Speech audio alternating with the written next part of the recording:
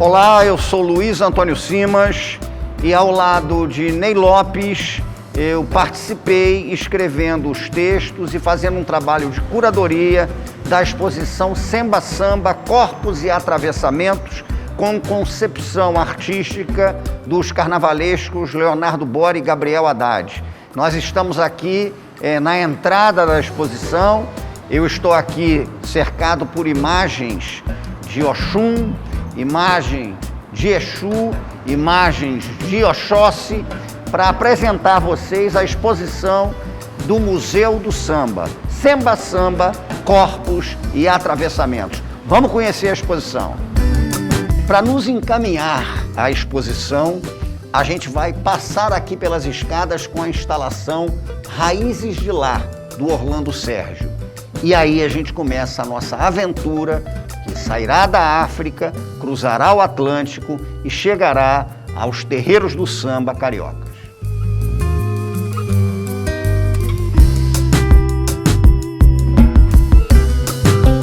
Nós vamos começar agora a conhecer a exposição, e essa exposição foi pensada primeiro a partir da África como referência para a gente compreender a cultura do samba. Num segundo momento, a gente vai falar da questão diaspórica, até que chegamos a um terceiro momento em que temos o samba como uma cultura de terreiro, uma cultura afro-brasileira, que aqui se redefine a partir de fundamentos que vêm do outro lado do Atlântico. Então a gente começa agora a conhecer a sala sobre as Áfricas que formaram o samba. Vem comigo.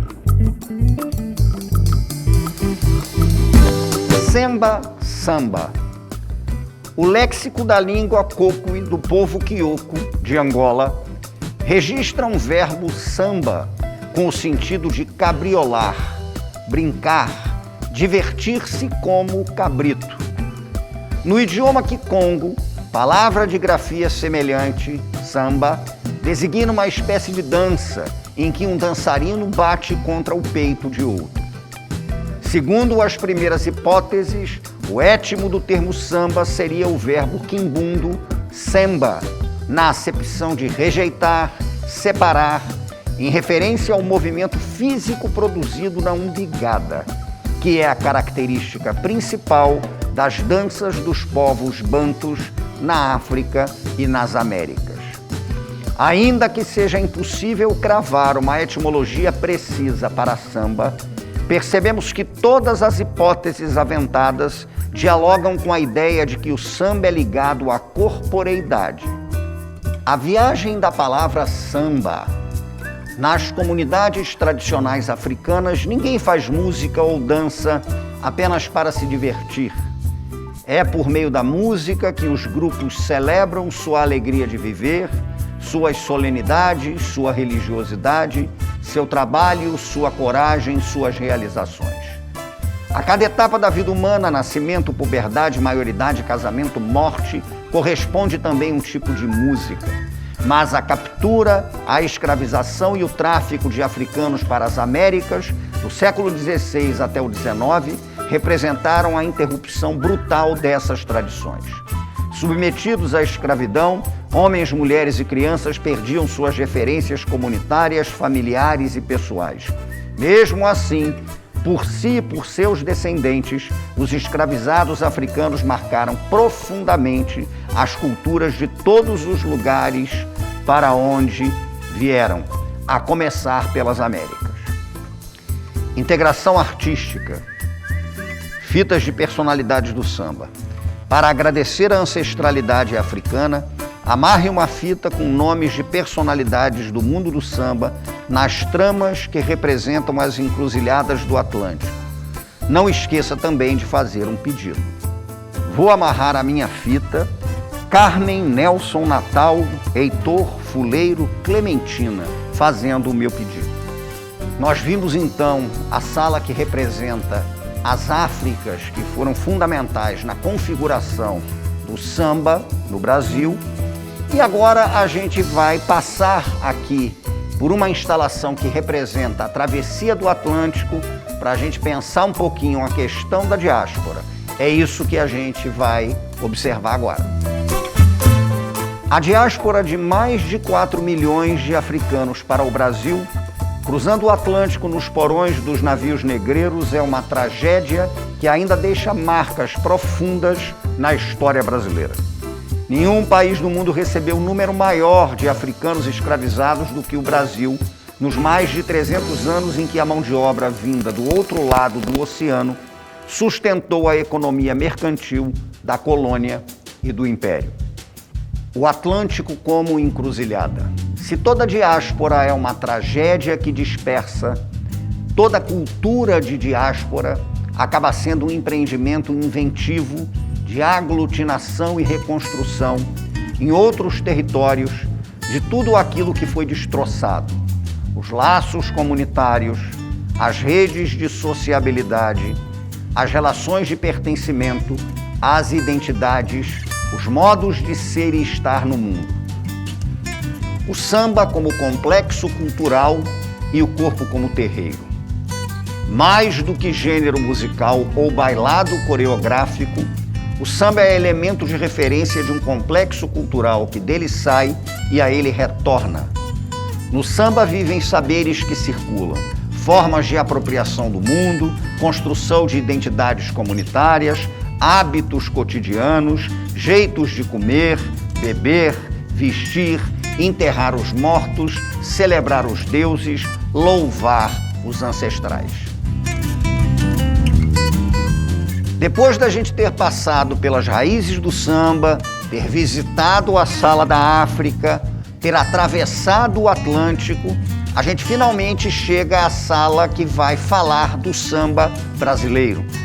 E aí, nesta sala, a gente vai ter contato com as diversas formas de sambas de roda de diversos lugares do Brasil, o samba urbano do Rio de Janeiro, as escolas de samba, as relações entre o samba e a indústria fonográfica.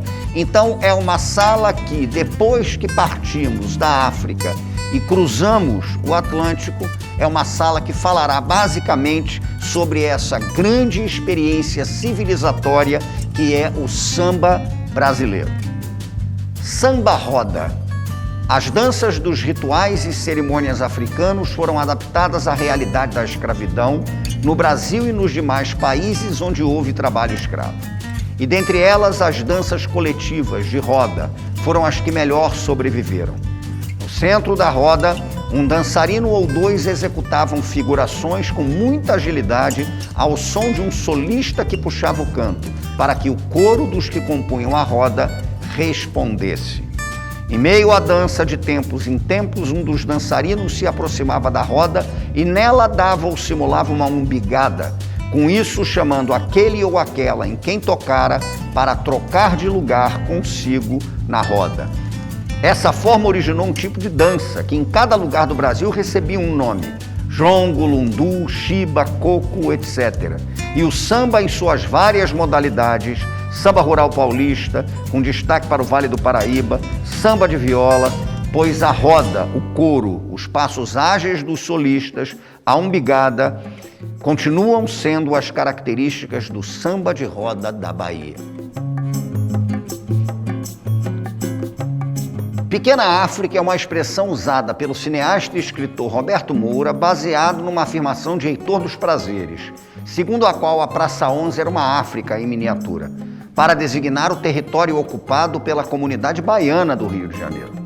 Estabelecido a partir dos anos de 1870, na região que se estendia dos arredores da antiga Praça 11 até as proximidades da atual Praça Mauá, esse território compreendia partes das antigas localidades e freguesias de Cidade Nova, Santana, Santo Cristo, Saúde e Gamboa. A Pequena África concentrou importantes expressões da cultura afro-brasileira, da música à religião. E, sobretudo, foi o berço onde nasceu o samba em sua forma urbana, que se irradiou para todo o Brasil e para o mundo. Lá moravam as famosas tias baianas, entre elas a mais ilustre, Ciata, e a Lorixá, quituteira de mão cheia, imortalizada nos fundamentos das alas de baianas.